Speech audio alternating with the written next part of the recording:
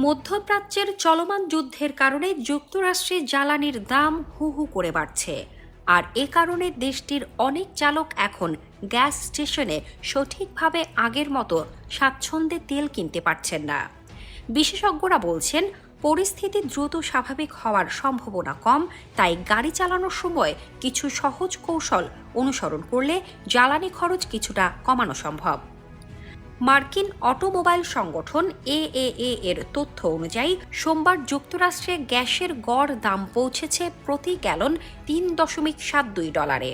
মধ্যপ্রাচ্যে যুদ্ধ শুরু হওয়ার পর থেকে এটি প্রায় 74 সেন্ট বা 25% বৃদ্ধি।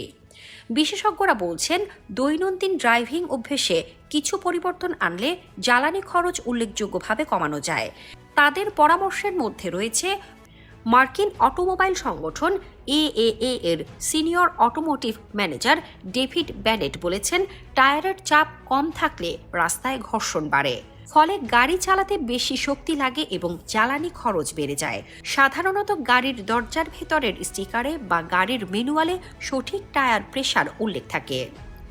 2 নম্বর পরামর্শের মধ্যে রয়েছে, গাড়ি যত দ্রুত চালানো হয় তত বেশি জ্বালানি খরচ হয়, কারণ বর্তমান অনেক গাড়ি 65 মাইল প্রতি ঘন্টা গতিতে সবচেয়ে ভালো জ্বালানি দক্ষতা দেয়। এএএ বলছে, হাইওয়েতে গাড়ির গতি 5 থেকে 10 মাইল কমালে জ্বালানি সাশ্রয় 14% পর্যন্ত বাড়তে পারে।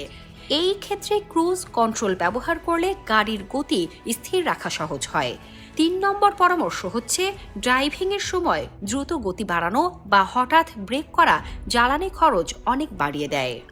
ইউএস ডিপার্টমেন্ট অফ এনার্জি এর তথ্য অনুযায়ী হাইওয়েতে এই ধরনের ড্রাইভিং জ্বালানি দক্ষতা শতকরা 15 থেকে 30% পর্যন্ত কমাতে পারে।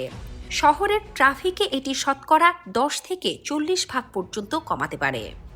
ব্যক্তিগত অর্থনীতি বিষয়ক মার্কিন এক সাংবাদিক বলেছেন,